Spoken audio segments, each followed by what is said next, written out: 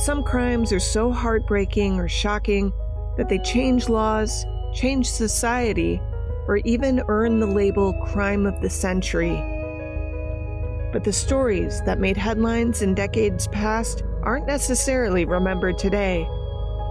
I'm Amber Hunt, a journalist and author, and in each episode of this show, I'll examine a case that's maybe lesser known today, but was huge when it happened. This is Crimes of the Centuries.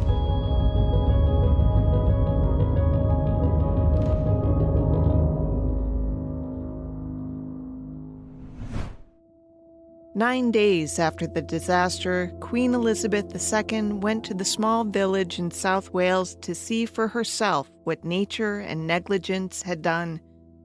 She went, of course, to comfort the living, to assure them that the nation grieved with them.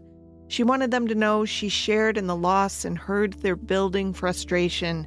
She also must have unconsciously shown them that she could fix none of what had happened here. What had happened here in Aberfan, Wales, was a veritable avalanche of something like 2.1 million cubic meters of coal slag, or about 360,000 tons of it, stored rather precariously on a wet hillside below the Merthyr Vale colliery. The pile of detritus had lost its footing as recent heavy rains had undermined whatever hold it had on the hillside. The refuse pile was officially called a tip, which is just waste material left over after coal extraction. It consists of rocks, dirt, hazardous chemicals, limestone, sandstone, siltstone, and shale rocks, all manner of which are found within the earth next to coal, a carbonized fossil fuel made from plant material subjected to heat and pressure over millions of years. The failure of the tip was a long time brewing, but it began to show itself to the miners around 7:30 on the excessively foggy morning of October 21st, 1966. That's when the contents of the tip were found to have sunk 10 feet overnight. No one seemed to be in an urgent state to alert authorities to the event. Reports differ on whether mining stopped while the tip was inspected further or if it continued on above it, adding more overage for another 90 minutes. What is known is that there were no phone lines on the mountain, and thus no phone to call below to ask for advice or give someone some kind of warning, if anyone would have thought that was necessary. Still, around 9 that morning, a coal worker began to walk down the hillside to explain the somewhat worrying situation to his bosses. By now, according to the Yorkshire Post, which created a timeline of the tragedy, the slurry pond had sunk another 10 feet. The guy sent to alert his superiors did not arrive in time to tell anybody. At 9:15, the tip gave way.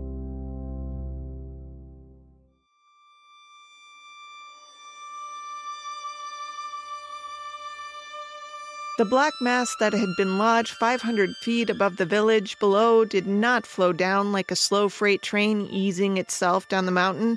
It came more like a glistening 2-story high mudslide at about 80 miles per hour, complete with a deafening roar that drowned out anyone who might have yelled out a warning to those below. Below was the town of Aberfan, which 5,000 residents called home. But directly below, in harm's way, was the junior school where kids had just sat down at their desks, eagerly preparing for the end of term, which would cut that Friday short. The kids had only been in their classrooms and in their seats since 9 a.m. when the school day began. The enormous refuse tip from Aberfan's coal mine lost its footing on the steep slopes above the village, and a black avalanche slid onto the houses and the school below. One of the surviving teachers at the school remembers seeing the light flicker and sway, then saw something out the window, something emerging from the mist, something like a black boulder racing toward the back of the red brick schoolhouse where 260 students were delighting in library day. Afterward, the school had simply crumpled onto itself. The slurry would have stopped moving, but the water from the broken main had started feeding it so that it began to move again. Hetty Williams, a 21-year-old teacher at the time, revisited the scene years later. This was where my classroom was. On the anniversary, I come back to the school because that's where my memories are. And I can still see the children in their classes and things. There's a tree over there that's twisted, and I've taken a fancy to the tree. So I like to go there and put my flowers under that tree and can feel my children around me. And you can think back to the days when it was a lovely place. But back to the moments after the disaster. Children who were not killed in the initial crush were then threatened with drowning in the torrent of water and muck. Before the mass of sludge hit the Pantglas Junior School and part of the county's secondary school, it had already taken out a farmhouse and cottages in its way, killing everyone inside. It then severed a water main and easily overran the railroad tracks and the embankment that held them. More than 18 more houses were also destroyed when the mass reached the bottom of the hill. Even more were severely damaged. And many coal miners who worked the night shift were trying to get to sleep. In the blink of an eye, a seeming freight train hit the school and the village, and nothing would ever be the same again. How could it? An entire generation of children had been slaughtered. Everyone in town had some stake in that school and in that mine and the company that employed them. Even to this day, Aberfan is remembered for its incalculable loss and for what came after.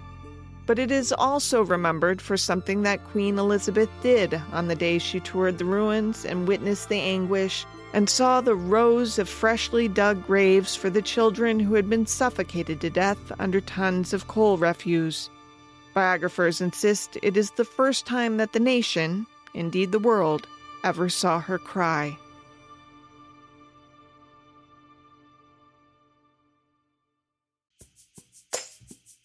Crimes of the Centuries is sponsored by Apostrophe. You took a big step today, didn't you, Scott? I sure did. You want to tell people about it? Absolutely. Just today I had my first consultation with Apostrophe to find out what I should be doing to take the best care of my skin possible. And I tell you, it was really easy to do. I filled out the consultation form, snapped some selfies, and now I'm waiting to hear back from the expert dermatology team that Apostrophe connects me to. I'm excited to hear what they tell you. For those who've never heard of Apostrophe, here are the basics. Apostrophe is an online platform that connects you with the dermatology team to get customized acne and dermatology treatment for your unique skin. I do get acne on occasion, but the main product I use is a hybrid cream to help fight aging and hyperpigmentation. I'm really curious to hear what they say for me. I'll keep you posted. For the rest of you out there, we have a special deal for our audience. Get your first visit for only $5 at apostrophe.com/COTC when you use our code COTC. That's a savings of $15. This code is only available to our listeners. To get started, just go to apostrophe.com/COTC and click Get Started.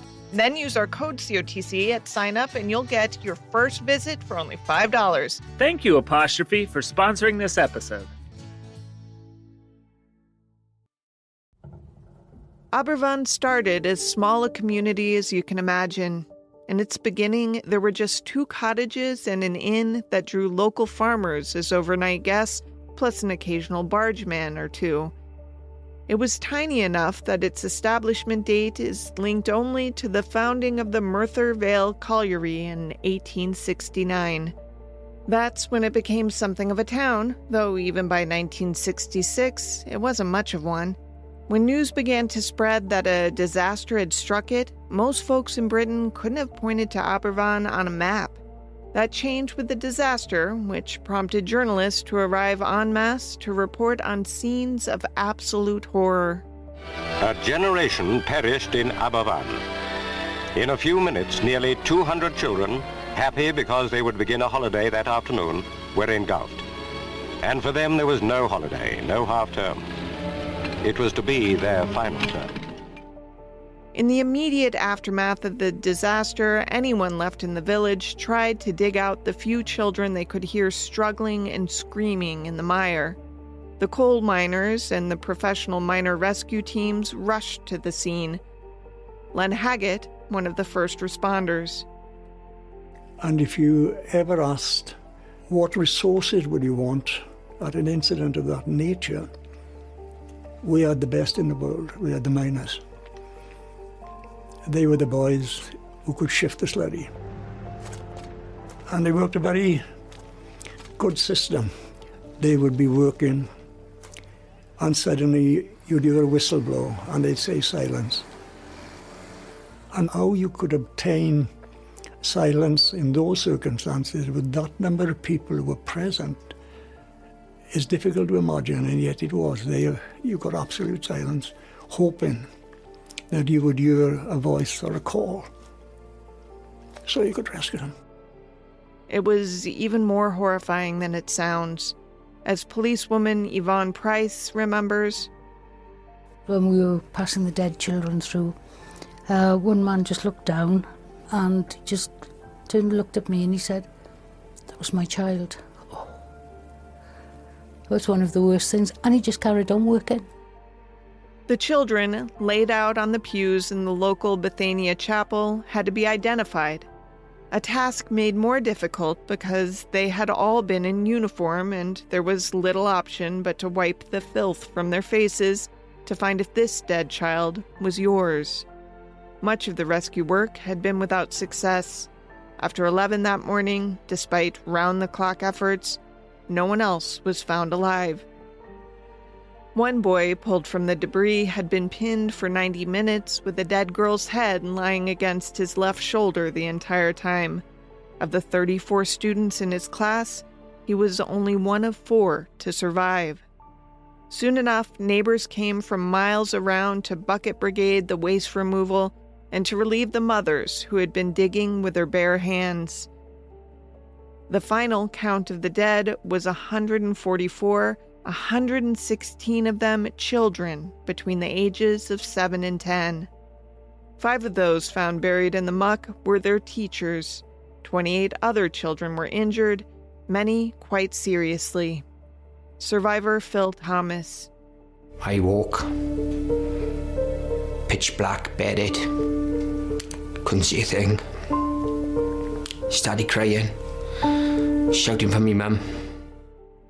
It was, and still is, the worst mining disaster in British history. Lord Snowdon, Princess Margaret's husband, was of Welsh heritage and immediately packed a shovel and arrived at the site at 2 a.m. He spent his time visiting the injured and comforting the bereaved. After waiting more than a day to arrive, Lord Alfred Robins, chair of the National Coal Board, finally arrived on scene. The BBC took note of his delayed arrival. The NCB's boss, Lord Robins, was due to be installed as Chancellor of the University of Surrey on the day of the disaster. And he would not be diverted from travelling to Guildford to perform his duties in cap and gown. Robins explained, "I am not an engineer. I am not a person who could take charge of rescue operations. So I dispatched the best man in my industry, that is the chief mining engineer, to ensure that everything possible is done in a physical way to rescue people." Robins straightaway told reporters and onlookers that there was an underground spring under tip number 7. That small comment was seen as an admission of responsibility for the accident on the part of the NCB. He would later disavow this, saying that he had only tried to remove the blame from the coal tip crew. The Queen sent her husband to the village that day as well, while bodies were still being found and separated from the heap. According to the BBC, journalists who had arrived later reported that Prince Philip was visibly shaken by the tragedy and insisted a total lack of protocol as he spoke to survivors and parents of the dead. Nearly a week passed before the final body was recovered, interrupted by plans for burying the children together as a memorial to the tragedy. The finger-pointing about blame began, of course, from the first day, with serious questions being aired at a high-level government tribunal of inquiry, which would determine who was actually at fault and why no one had stopped what looked like an inevitable calamity. In January 1967, a disaster appeal fund was established that would eventually raise £1.75 million. Doing some complicated math, That's about 52 million in today's American dollars. It was an amount unprecedented for the time and a true indication of how the British nation took the town under its wing to try to ease their pain in any way possible. The question before us is who, not what, killed 144 people that day, because this was not a so-called act of God or a natural disaster. Men mined that coal on that hill and put that tip where it put people in peril. And others had tried to warn them that disaster was possible. In 1944, and again in early 1963, 2 separate tips above Aberfan also caromed down the hill and hit the village, but without calamity. The 1963 incident was followed by a waterworks engineer identified as D.C.W. Jones writing a letter to a T. Ritchie, District Public Works Superintendent, voicing his concern that the tip was a danger to, very specifically, Pantglas Junior School in Aberfan. Per the Yorkshire Post, his letter read, quote, "The slurry is so fluid and the gradient so steep that it could not possibly stay in position in the wintertime or during periods of heavy rain," end quote. Jones followed that up with a letter to the National Coal Board. It read, quote, "You are no doubt well aware that the tips at Merthyr Vale Tower above the Pantglas area, and if they were to move, a very serious position would accrue," end quote. In 1964, local councilwoman Gwyneth Williams also wrote a letter saying the coal waste, quote, "could threaten the whole school," end quote. In January 1965, 2 mothers of children who attended the school approached the school's headmistress, Ann Jennings, with a petition signed by dozens of parents that outlined serious local concern over tip number 7, especially after rains. Jennings took the petition to the local council to no avail. She was among those killed when the slurry slammed into the school.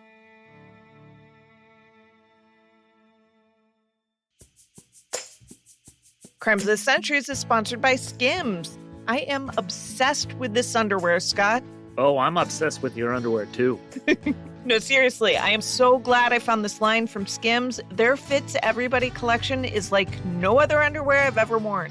It's soft and stretchy, but still fits really well. Like, it sort of melts onto your body and you forget you're even wearing it. I've got the undies, of course, but I also have a few bralettes from the collection, and I'm having trouble imagining ever wearing anything else because here's the thing.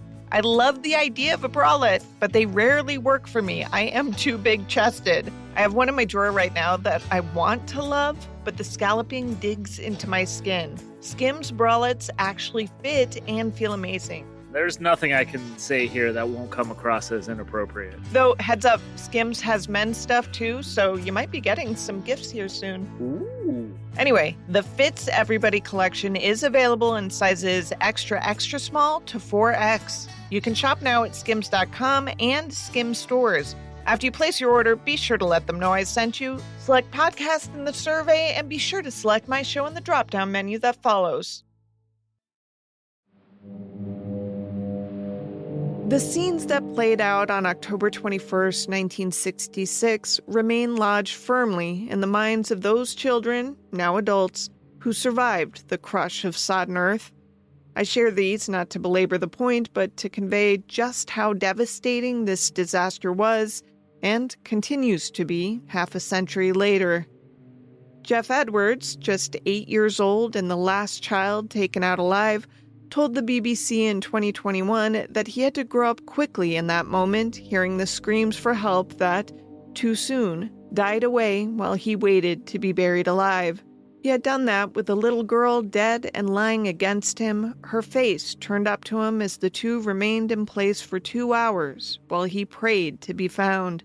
He said, "The most distressing thing was this girl's head on my shoulder and the inability really to get away from that. And subsequently, I used to have terrible nightmares for many, many years after, having sight of that girl in my memory all the time. It was so upsetting. And I still have those nightmares on occasions. I still suffer from deep bouts of depression. Gaynor Madgwick was also 8. She remembered that children were literally frozen in their seats by the sludge. She had seen the oncoming mass and had gotten up to run. The force of the muck colliding with the school had catapulted her to the very back of the classroom, where she remained for a bit, silent and in shock. Then she saw a child's arm sticking through a crack in the wall. She repeatedly pinched the hand, begging it to move, even holding on to it. As if, she needed the reassurance that holding hands can give. Later, when she found out that her brother had died in the crush, she told the BBC that, quote, "I always hold on to the hope that with me holding on to that child's hand, it could have been my brother's. I hold on to that," she said. "It gives me comfort," end quote. Some of the eventual 2,500 rescue workers that day reported finding children still sitting at their desks, entombed by the muck. Some remembered the bleeding, flesh-torn fingers of mothers who were frantically digging out the earth with their bare hands before even the miners got there to help with proper tools. And many in Britain at the time can still remember the words of the BBC's Cliff Mitchell-Moore reporting from the scene. In tears, he said, quote, "Never in my life have I seen anything like this. I hope I shall never see anything like it again. For years, of course, the miners have been used to disaster. Today, for the first time in history, the roll call was called in the streets. It was the miners' children," end quote. 3 days later, a coroner's inquest began to determine the cause of death. In a public reading of the coroner's report, the cause of death for most of the victims had been suffocation and massive crush injuries, specifically to the skull. The Merthyr Express reported, quote, "As one name was read out and the cause of death given as asphyxia and multiple injuries, the father of the child said, 'No, sir, buried alive by the National Coal Board.'" One of the only 2 women among the 60 people at the inquest at Sion Primitive English Methodist Chapel at Aberfan shouted through her tears, "They have murdered our children." Then a number of people called out and got to their feet. The coroner tried to restore order and said, "I know your grief is such that you may not be realizing what you are saying." The father repeated, "I want it recorded. Buried alive by the National Coal Board. This is what I want to see on the record. That is the feeling of those present. Those are the words we want to go on the certificate," end quote. The coroner issued the death certificates without that designation. The first burials came a little after that report, but a mass funeral for the 81 children was held October 27, 1966. The children were placed together in 2 separate trenches, each 80 feet long. The tribunal, a more formal venue, was impaneled. Put in charge was Lord Justice Edmund Davies, a native of a mining community like Aberfan, also located in South Wales. In an unusual move, lawyers were provided and legal costs paid so that Aberfan's parents and residents could be represented at the tribunal. Everyone knew this would be a painful and difficult fact-finding mission, flush with raw emotion and bitter anger from people who had had no time to heal, if they ever could. It was also complicated by bureaucracy and ass covering, and the truth about life in a coal mining town in 1966. That truth? Merthyr Vale was a large mine, one of hundreds in Wales.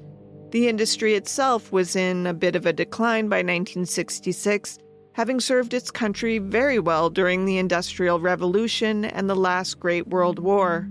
Control of mining throughout Great Britain was nationalized in 1947, which is only important to know because, as the BBC explained in a special report on the accident's 50th anniversary, quote, "In the post-war corporatist climate of the 1960s, the National Coal Board was held in what now seemed uncomfortable reverence. The working man knew his place, authority knew best," end quote. and the National Coal Board had been just fine with what Merthyr Vale had been doing up there above Aberfan. They were most certainly okay with the geological circumstance of tip number 7 when it was started in 1958 on highly porous sandstone that was sitting on overground as well as underground streams. When it had slipped a bit in 1963, complaints did not cause concern for or summon reaction from the National Coal Board. Many would later say that the NCB had held an almost invisible sword above the heads of the miners in Aberfan. Complain and we'll close the mine. You like eating, don't you?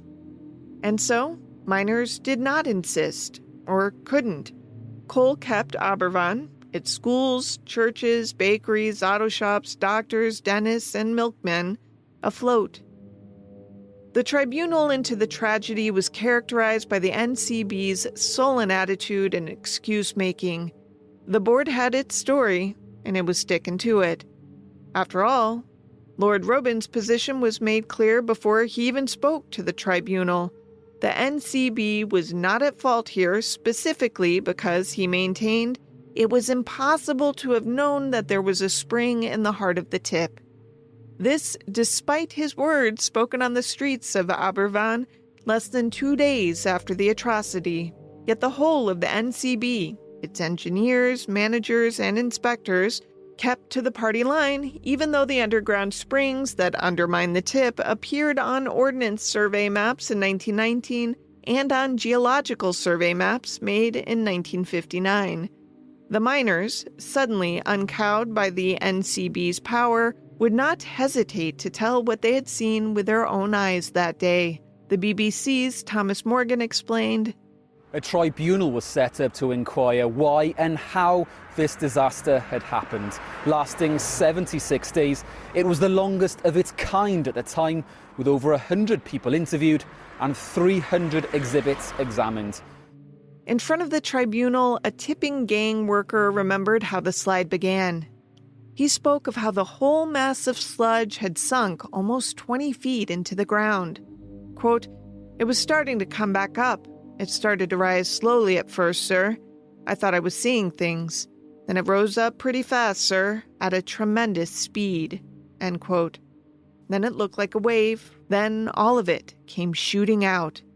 Think of it like a volcanic eruption, but wetter and faster. Other miners told of knowing that the underground spring was there and had always been there. They explained that they had played up there as children. On February 26, 1967, the Sunday Times of London wrote, quote, "On most of the 48 days of the Aberfan inquiry so far, the Coal Board has been under attack. The board's main case for its defense will be that the disastrous slide of a waste tip which buried alive 144 people was unforeseeable because its root case was a coincidence of geological factors, each of which were not exceptional. No surface observation, the board will claim, could have detected the particular danger." End quote. So violent was the slide that they insisted it could not have been anticipated. Some refused to recognize that the tip had failed before in 1963. Just didn't happen, they said, despite irrefutable evidence to the contrary. More importantly, they gave no reason for the fact that, in the 4 years prior to the fatal 1966 avalanche, no inspector from Her Majesty's Inspectorate of Mines and Quarries, which had a divisional office in nearby Cardiff, had visited the Merthyr Vale colliery tip complex. When the senior inspector who had been with the inspectorate for decades was asked about the 1944 slide, he said he hadn't heard of it until 1966.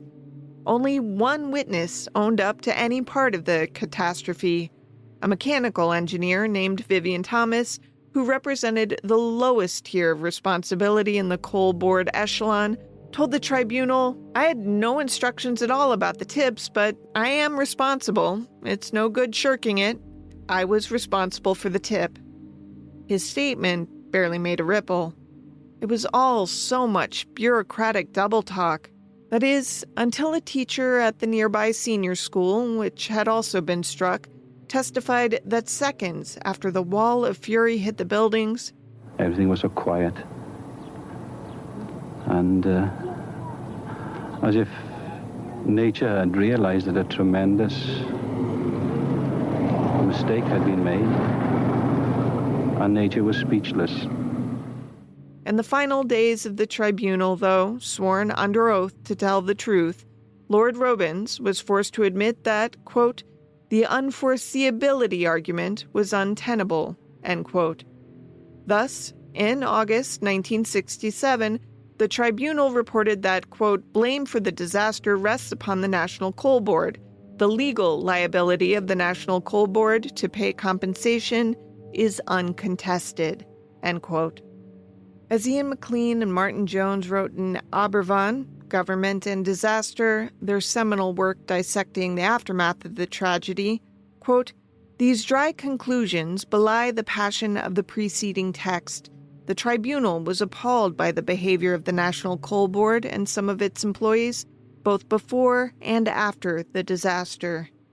It rejected accusations of callous indifference on the part of the NCB, but instead concluded, there are no villains in this harrowing story, but the Aberfan disaster is a terrifying tale of bungling ineptitude by many men charged with tasks for which they were totally unfitted, or failure to heed clear warnings and of total lack of direction from above, end quote.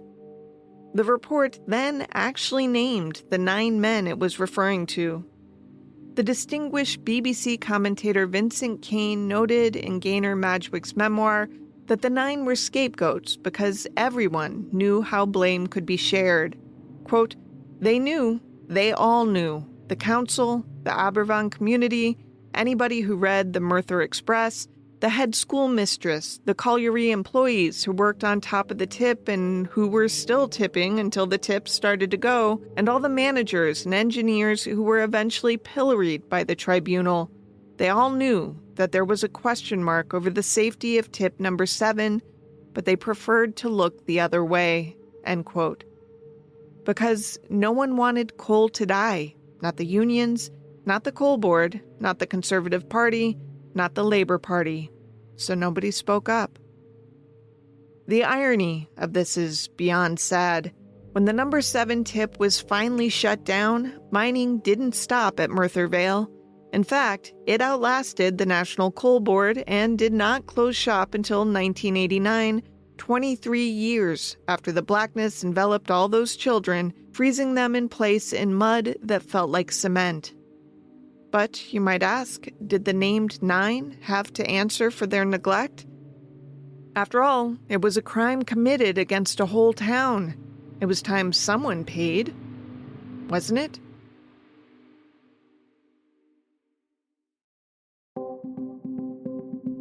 I won't try to understand the ins and outs of British law or governmental authority. Let's just say that there was a call for Lord Robins' resignation, which he offered, but was not accepted and, oddly enough, not even supported by the citizens of Aberfan. The parliamentary debate after the tribunal report landed brought up the rather itchy question of how the NCB should be held accountable, if not by criminal indictment, because children had been killed. Yeah, well, it was in the late 19th century when the United States Supreme Court, affirming a position taken by the California courts, set forth the precedent that corporations were persons. Well, actually, they decided that corporations had the same legal rights and responsibilities as enjoyed by a natural person, which has come in mighty handy if you're a corporation or one of its directors. Admittedly, a completely capitalistic concept, the whole thing seems to break down when it comes to criminal culpability. The list of corporations that have gotten away with murder includes, but is most certainly not limited to, the Triangle Shirtwaist Company, Dow Chemical, ExxonMobil, all American tobacco companies, Union Carbide, Monsanto, Nestle, Pacific Gas and Electric, almost every pharmaceutical company known to man, and I'm tired now. In every case where the corporation was charged with murder or manslaughter, only a few made it to court. In the case of Union Carbide and its culpability for what happened in Bhopal, India in early December of 1984, the Indian government wished to hold individual corporation bigwigs responsible at trial. The U.S. government would not extradite them. Still, somewhere deep down, I think we all believe that rights come with responsibilities, as does the burden of personal behavior. Exempting corporations from criminal liability, as suggested by a June 2020 story in The Hill, quote, creates a two-tier system of legal personhood, one where, perversely, we individuals are on the bottom tier, end quote.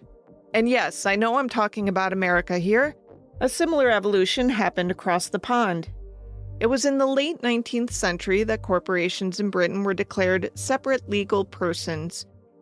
Later, in 1926, a judge decided that a corporation couldn't be indicted for offenses against a person. I'm not sure how a corporation can be given the rights of a person yet not face the same repercussions of criminal acts that a person would face, but what do I know? I just have a heart and common sense. So on August 4th, 1967, it was announced that there would be no charges against individuals for what happened in Aberfan. The 9 men named in the tribunal report would walk away scot-free, the BBC reported. They weren't disciplined, they weren't demoted, and they certainly weren't sacked. A week later, the Parents and Residents Association of Aberfan publicly announced they were unanimously against prosecuting any coal board officials implicated in the disaster. They explained that no such prosecution will be brought by them or on their behalf. The group said its members fully accepted the findings of the tribunal, but added, quote, there is no question of their pursuing any vendetta or seeking retribution from those who have been found to be blameworthy, end quote.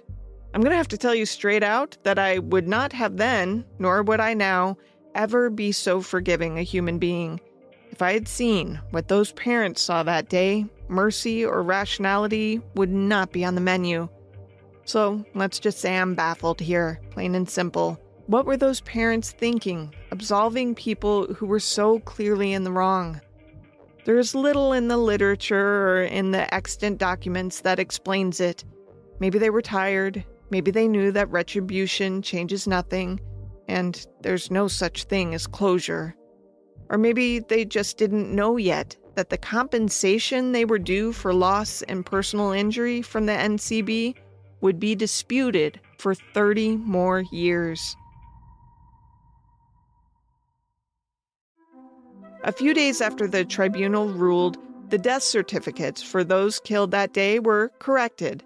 The cause of death was determined to be accidental. In any case, no one was charged with any crime. No one even lost their job. That includes Lord Robins. The residents' and parents' grief, of course, was never over, and neither was the pain. In no small measure because who would get the money and in what amount and when were in constant flux. The Charity Relief Fund had no real trustee early on, and distribution of the desperately needed cash was complicated by the introduction of the National Union of Miners, the local area council, Welsh politicians, and the recently formed and ostensibly well-meaning Management Committee of the Disaster Fund. In 1968, S.O. Davies, the Member of Parliament from Aberfan, resigned as part of that latter committee because he was a principled man who simply could not abide a decision the government made regarding the fund. That is, the British government withdrew £150,000 out of the total to remove the tip that had annihilated half the children in town and was still situated up there gathering refuse on a daily basis. Really, the symbol of all their pain standing on high above them, like some vengeful god about to send down more muck and destruction every time it rained? I remain astonished at the deliberate cruelty we inflict upon each other. Anyway, the residents of Aberfan were told over and over that the tip was safe. Of course, they'd been told that before October 21st, 1966. To add insult to injury, the government even went so far as to ask local taxpayers in Wales to pay for that tips removal before they decided the money would come from that rich font of donated cash given to those who had been harmed the most by the tsunami of coal refuse spewed from that quote-unquote safe tip. But that wasn't the only issue to be reckoned with. There were the usual problems that arise when money is to be apportioned, with people sending in receipts to pay for paper cups and sandwich bags used while rescuers rescued. Then there was the logistical matter of how to get real money into the hands of those who needed it. Eventually, the NCB parted with a total of £160,000 to assuage their guilt. That was shared, with a payout of about £500 for each fatality, with cash given out as well as to those whose property had been damaged or decimated. A small little evil aside, the NCB first offered only £50 per dead kid. I could gag. It was also inhumane and slow, from a documentary by Fascinating Horror. A government organisation responsible for regulating charities prevented the fund from paying out in many cases. Payments were forbidden where children were traumatised but not physically injured by the disaster. The donated money in the relief fund had specifically been designated, quote, for the relief of all persons who had suffered as a result of the said disaster and thereby in need, end quote. That was a tad vague, though everyone agreed that it was appropriate for the fund to pay for the memorial to those who died that day. Various amounts to be paid each family who had lost someone were highly debated, eventually landing on $5,000 per, figuring that would cover a whole host of issues should they arise. Then this happened. And the Charity Commission also insisted that the Disaster Relief Fund ascertain that parents had been close to their deceased children before making any payments. As in, the Commission wanted proof that parents who had lost children were suffering mentally from the loss. What the hell? I'm glad to report that cooler minds prevailed and that little caveat was removed from the decision, and everybody who lost a child got $5,000 each for their pain. However, many in authority worried that the residents of Aberfan would not know how to properly use that much money. If that weren't demeaning enough, the parents of those whose children had been in the school that day and had not died were not to be similarly compensated. And this is stupid. I understand it's hard to put a dollar amount on this stuff, but somewhere there has to be a consideration that there will be a lot more to deal with. How much will it cost to find and treat the lingering trauma of the event itself and all the days that followed it? How can you fix a town full of the bereaved? How can you pay forward for the anticipated post-traumatic stress? How do you help a community recover from something everyone experienced and in which everyone lost? According to authors McLean and Jones, quote, the depth of the trauma that the disaster had inflicted quickly became apparent. In the first few weeks after the disaster, a psychiatrist noted, disorders of sleep, changes of mood, anxiety symptoms, changes in behavior, phobic reactions, physical or psychosomatic symptoms, end quote. And this wasn't just the children. In fact, the symptomology in adults was judged to be significantly more severe than found in the children. Jeff Edwards, the last child to be rescued. Most of my friends perished in that disaster. So my childhood ended on that day, really. And I had to become a different person after. And you definitely are a different person from the person that you were. We were very emotional. We could get upset very, very easily. We would still think about our friends who had gone. And it was really, life was difficult really in the village in terms of growing up without friends. An effort to try to get the community to help itself, to lay down its differences and focus on mental health, worked for some. So did individual therapy and ad hoc efforts by school teachers to get the children to talk to each other. But all those affected were not Aberfan residents. At least 2,000 or more of the rescue squads had been from other close locales, but not included in any kind of community outreach.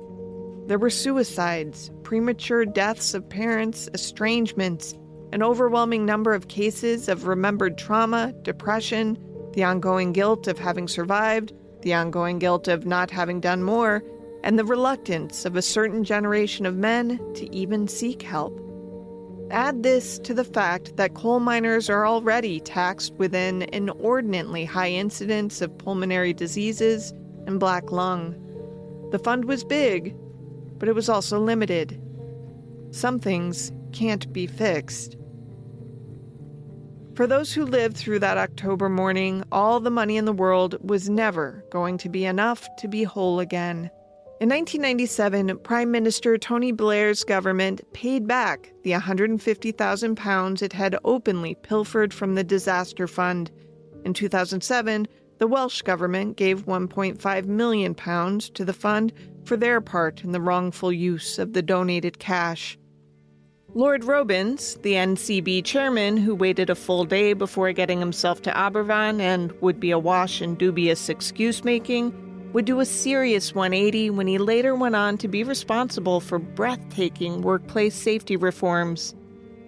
In his work on the 1972 Robins Report, he championed making employees safer at work and giving them a shared sense of responsibility for it, making sure the workplace atmosphere was not a top-down operation, but one which listened to employee concerns.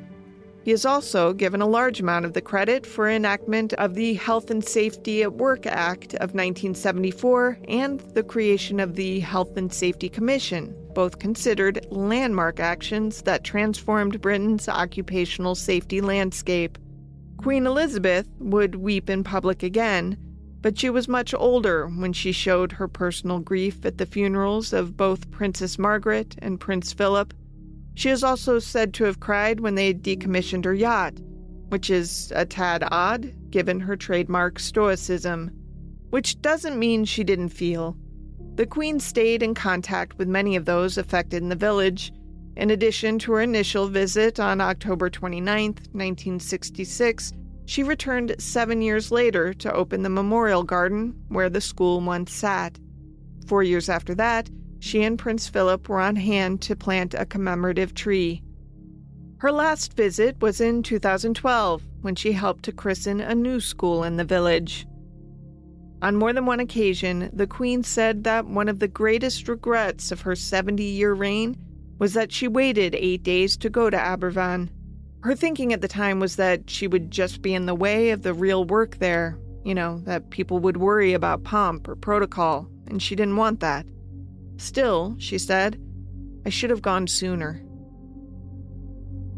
In Wales today, the government has established a task force to examine the now long-abandoned coal tips.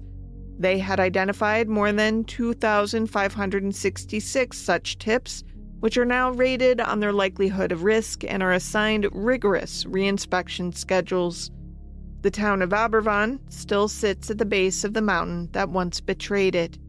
In a Wales Online story from 2020, the agreed-upon center of town is the Trinity Child and Family Center, which the newspaper described as, quote, a place of happiness for children and a place so long associated with unimaginable loss, end quote.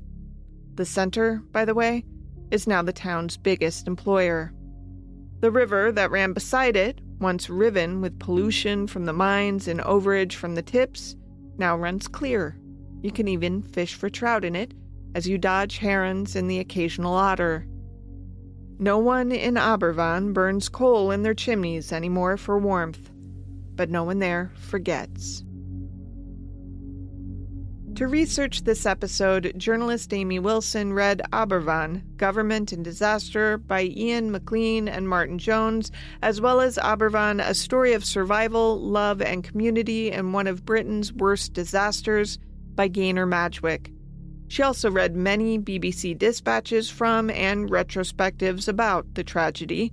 Those were supplemented by many high-quality documentaries that showed the event in all its enormity and all its horror.